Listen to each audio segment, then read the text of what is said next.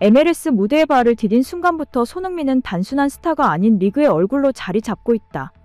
특히 올여름 이후 보여준 LAFC의 경기력은 손흥민과 부안가라는 투톱이 만들어낸 폭발적인 시너지 덕분에 가능했다. 두 선수는 단순히 골을 넣는 파트너가 아니라 서로를 존중하고 기회를 만들어주는 진정한 의미의 동반자로 평가받고 있다. 실제로 최근 6경기에서 무려 17개의 공격 포인트를 합작하며 MLS 역사상 전례 없는 기록을 써내려가고 있다. 스포츠 전문 매체 디 애슬레틱은 흥부 손흥민 부안가 듀오는 플레이오프 우승을 향한 가장 강력한 무기라며 LAFC를 유력한 MLS컵 후보로 꼽았다. 이는 단순한 언론의 과장이 아니다.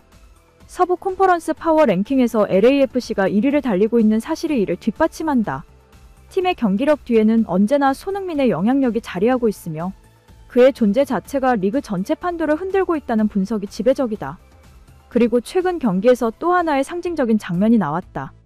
경기 종료를 앞둔 순간 스코어는 3대0. LAFC가 세인트루이스를 압도하던 그때 뜻밖의 장면이 나왔다. 핸드볼 반칙으로 얻은 페널티킥 상황. 그러나 이 단순한 장면은 단순한 득점 기회가 아니었다. 팀의 문화를 드러내는 상징적 순간이었다. 공은 먼저 손흥민의 발끝에 있었다. 그는 부안가에게 약 5m 거리에서 공을 바운드로 건넸다. 평범한 패스 같았지만 그 안에는 내가 차라는 뜻이 담겨 있었다. 하지만 부안가는 곧바로 공을 라인 밖으로 던져버리고 손흥민에게 다가와 손가락 3개를 들어보였다. 형, 해트트릭이에요. 그의 표정은 진심이었다. 팀의 간판 스타이자 리그 최고의 선수에게 기회를 양보하고 싶다는 의미였다. 하지만 손흥민은 미소를 지으며 고개를 저었다. 그건 중요하지 않아. 내가 차. 이 짧은 교환 속에는 두 가지 철학이 있었다. 하나는 득점보다 팀의 조화와 신뢰를 우선시하는 손흥민의 리더십. 또 하나는 스타와 동료 사이의 미묘한 심리적 거리다. 부안가는 2살 어린 후배지만 이미 팀의 핵심 공격수다. 득점왕 경쟁이 걸린 민감한 시점에서 누가 키커로 나서느냐는 단순한 선택이 아니다. 그 한 번의 결정이 팀 내 관계를 바꾸고 선수들의 신뢰를 좌우한다. 그런데 손흥민은 고민조차 하지 않았다. 이건 내 몫이야. 그는 공을 다시 돌려주며 부안가를 설득했다. 결국 부안가가 키커로 나서기로 결정됐지만 바로 그때 VAR 판독이 들어왔다. 페널티킥 취소. 예상치 못한 결과였다. 그런데 그 순간 손흥민은 주심에게 다가가 강하게 항의했다. 자신이 찰 수도 있었던 기회가 사라졌는데도 오히려 부안가의 득점 기회를 위해 항의한 것이다. 이 장면이 의미심장한 이유는 단순한 좋은 행동 그 이상이기 때문이다. 손흥민은 당시 상황을 정확히 알고 있었다. 부안가는 현재 득점 1위 메시와 단 한 골 차, 남은 경기에서 충분히 득점왕에 오를 수 있는 상황이었다. 손흥민은 그 사실을 기억하고 있었고 그래서 더욱 강하게 항의했다. 동료의 개인 목표를 자기 일처럼 여긴 것이다. 이것이 바로 손흥민 효과다.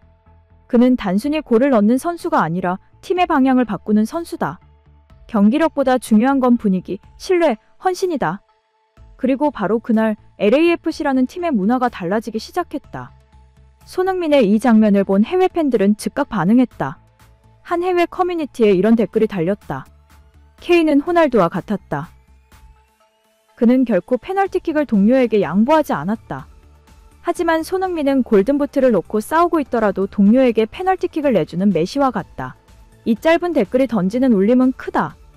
리더십의 본질이 이타심인지 집착인지, 팀의 중심이란 무엇인지에 대한 질문이기 때문이다. 사실 우리는 이미 과거 토트넘 시절에도 유사한 장면을 목격한 적이 있다. 2021에서 2022 시즌 손흥민은 살라와 득점왕 경쟁을 벌였다. 시즌 막바지 단 한 골 차였다.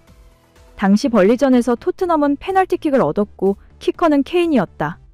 팀이 이미 리드를 잡고 있었기에 손흥민에게 기회를 넘길 수도 있는 상황이었다. 그러나 케인은 망설임 없이 직접 찾고 그 골로 승리를 만들었다. 그 한 골이 손흥민의 단독 득점왕 기회를 앗아갔다.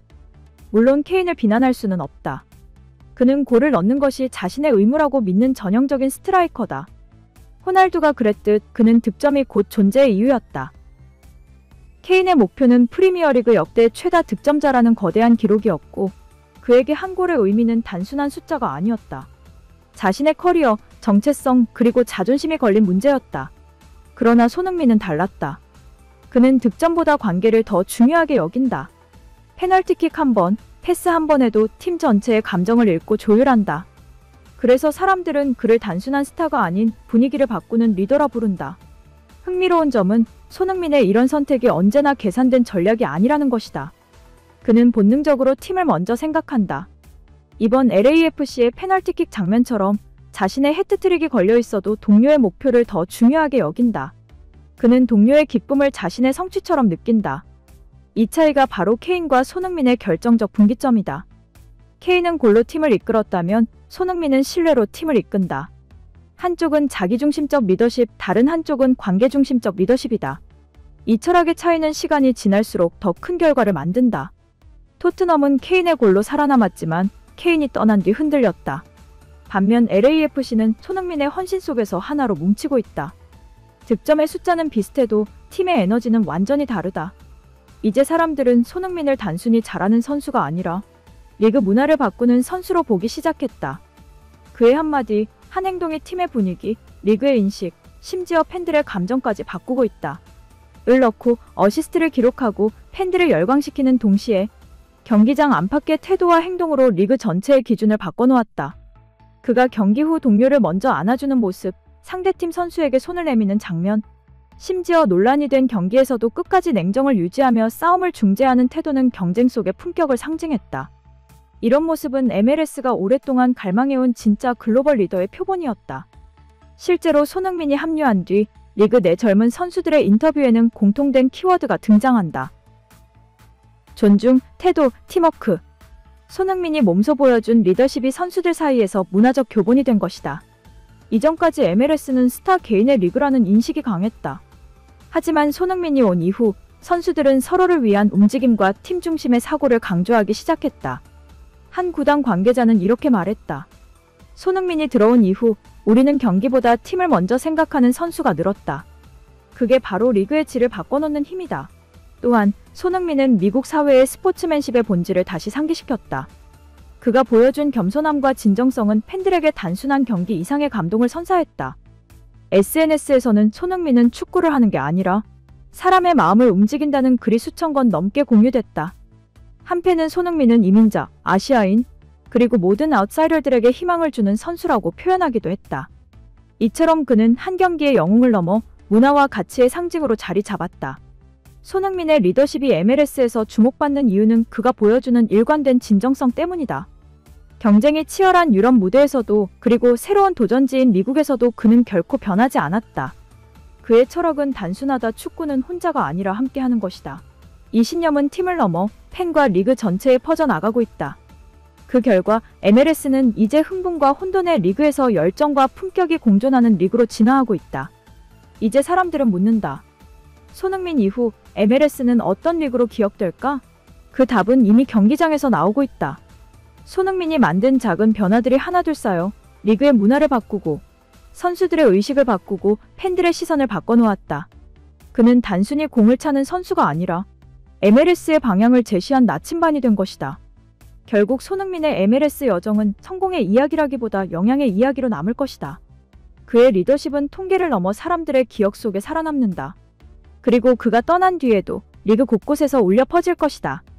그때 손흥민이 보여준 그 장면, 그게 진짜 축구였지.